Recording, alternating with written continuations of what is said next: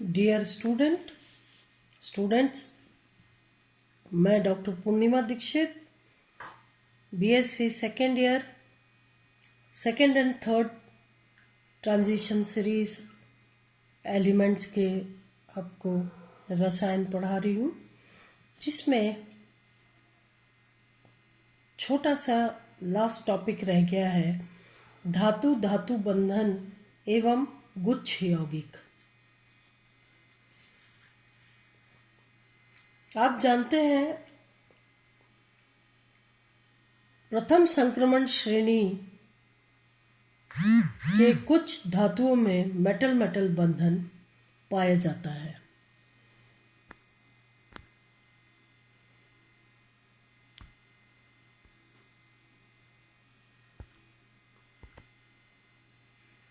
धातु धातु बंधन पाया जाता है। कुछ एग्जाम्पल जैसे Mn2CO10, यहाँ CO कार्बोनाइल्स है, इस प्रकार के संकुल, या FeCO9 प्रकार के संकुल जिनमें कार्बोनिल ब्रिजिंग लिगेंड की तरह, टर्मिनल लिगेंड की तरह या फिर इस प्रकार से पाए जाते हैं, तो ये धातु कार्बोनिल्स होते हैं। कोबाल्ट CO8 प्रकार के द्वितीय व तृतीय संक्रमण श्रेणी के तत्वों में धातु धातु बंध अधिक सामान्य है। तो इनमें धातु धातु बंध पाए जाते हैं, जबकि प्रथम संक्रमण श्रृंखला तत्वों के बीच में ब्रिजिंग लिगेंड्स सेतु बंध के रूप में कार्बोनाइल्स उपस्थित होते हैं और धातु धातु बंध सीधे कम देखने को मिलते हैं। लेकिन द्वितीय और तृतीय संक्रमण श्रेणी के तत्वों में मेटल मेटल बंध अधिक सामान्य है। इसकी पुष्टि निम्न तथ्यों से की जा सकती है। ये ऐसे कार्बोनिल यौगिकों का निर्माण तो करते हैं जो प्रथम श्रेणी के तत्वों द्वारा भी बनाए जाते हैं। ठीक है, जैसे प्रथम तत्व के जो तत्व बनाए गए हैं, उस प्रकार से संकुल बनाए गए, उस प्रकार के संकुलों का निर्माण भी करते हैं। उदाहरण के तौर पर ये देखो, रुथेनियम 3CO12 प्रकार के यौगिक या ऑस्मियम के इस प्रकार के कार्बोनाइल यौगिक, ये सभी। परंतु ये विशेष प्रकार के कार्बोनाइल यौगिक भी बनाते हैं। एग्जाम्पल देखिए आप, एग्जाम्पल में रोडियम 6CO16 टाइप के यौगिक, इस प्रकार के यौगिक जो है वो प्रथम श्रेणी के संक्रमण यौगिकों के द्वारा नहीं बनाए जाते। द्वितीय श्रेणी के तत्व द्विनाभिकीय संकुलों का निर्माण करते हैं। जैसे यहाँ पर मोलिब्डेनम का संकुल दिया हुआ है, तो इस प्रकार से द्विनाभिकीय संकुलों का निर्माण करते हैं जिनके मध्य धातु धातु बंध होते हैं। रीनियम के जो संकुल हैं, रीनियम और मोलिब्डेनम जैसे हैलाइडों में, इनके जो हैलाइड्स हैं रीनियम मोलिब्डेनम के, तो हैलाइडों में मेटल मेटल बंधन पाया जाता है, जबकि प्रथम श्रृंखला के तत्व इस प्रकार के हैलाइड नहीं बनाते। अब दूसरी बात होती है गुच्छ यौगिक की। गुच्छ यौगिक जहाँ पर 5 या 6 धातुओं के आपस में धातु धातु बंध होते हैं, मेटल मेटल बॉन्ड होते हैं। गुच्छ क्लस्टर यानी गुच्छ यौगिक बनाते हैं। तो गुच्छ यौगिक क्या होते हैं? दूसरी एवं तीसरी श्रृंखला के तत्व niobium, molybdenum, tungsten, tantalum, rhenium के 3 या 6 धातु परमाणु धातु धातु बंध द्वारा, मेटल मेटल बॉन्ड द्वारा जुड़कर गुच्छ यौगिक का निर्माण करते हैं। अगर उदाहरण के तौर पर नियोबियम 6 और 12 क्लोराइड आयंस लगे हुए हैं, या टेंटेलम 6 12 क्लोराइड्स आयन लगे हैं, इनकी सामान्य ये जो है ये असामान्य संरचना होती है। ये जो गुच्छ यौगिक है इनकी असामान्य संरचना होती है।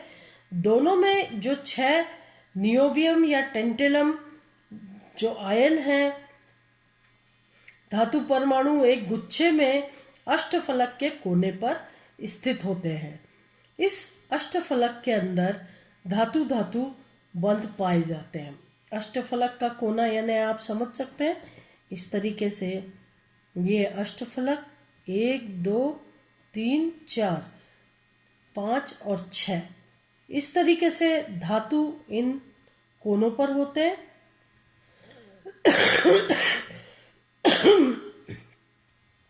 धातु जो है 6 इस तरीके से अष्टफलक के कोनों पे होते हैं। और आप जानते हैं ये जो आपके टेबल का ऊपर का टॉप है, अगर उससे नीचे किसी बिंदु पर जोड़ा जाए तो 4 फलक नीचे बनते हैं और 4 ही फलक ऊपर बनते हैं। इस तरीके से ये अष्टफलक कहलाता है। और प्रत्येक त्रिभुज के 3 कोनों से जुड़ा हुआ इसके ऊपर क्लोराइड आयन होता है, क्लोराइड लिगेंड होता है, जो कि फलक से एक तरफ से जुड़ा होता है। अगर इस फलक को देखा जाए तो इस तरीके से एक त्रिभुजीय संरचना होती है। इस त्रिभुजीय संरचना में क्लोराइड जो है वो इन तीनों से ही जुड़ा हुआ होता है। तो इस प्रकार के से 12 क्लोराइड जो है अष्टफलक के 8 फलकों के ऊपर प्रत्येक त्रिभुज से जुड़े हुए एक क्लोराइड लिगेंड होता है।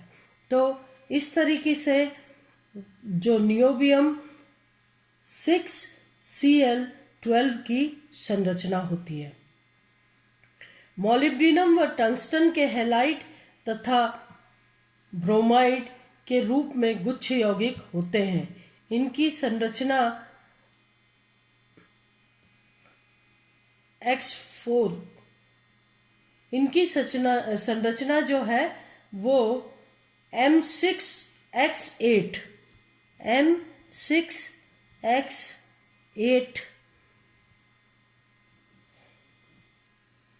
+4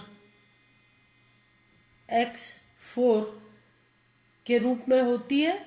धनायन की अगर इसकी संरचना देख तो 6 धातु परमाणु एक अष्टफलक के कोने पर स्थित होते हैं और 8 हैलोजन परमाणु अष्टफलक के प्रत्येक फलक पर 3 धातु परमाणुओं के साथ बंधे रहते हैं। तो इस प्रकार के गुच्छ यौगिक पाए जाते हैं। और यहाँ पर हमारा द्वितीय और तृतीय संक्रमण श्रृंखला तत्वों के रसायन पूरा होता है। अगले लेक्चर में हम अगला टॉपिक लेंगे, अगला टॉपिक शुरू करेंगे। परीक्षा में प्रथम संक्रमण श्रेणी के तत्वों का तुलनात्मक अध्ययन द्वितीय और तृतीय संक्रमण श्रेणी के तत्वों से अक्सर पूछा जाता है, चाहे वो ऑक्सीकरण अवस्था हो, चाहे वो संकुल बनाने की प्रवृत्ति हो। ये खास क्वेश्चंस होते हैं जो कि आपको बुक के पीछे से देख करके और उसे सॉल्व करना चाहिए, ताकि जो आपने पढ़ा और समझा उसको आप परीक्षा में भी प्रेजेंट कर सके, लिख सके। आज के लिए धन्यवाद और नेक्स्ट लेक्चर में नेक्स्ट टॉपिक शुरू करेंगे। Thank you.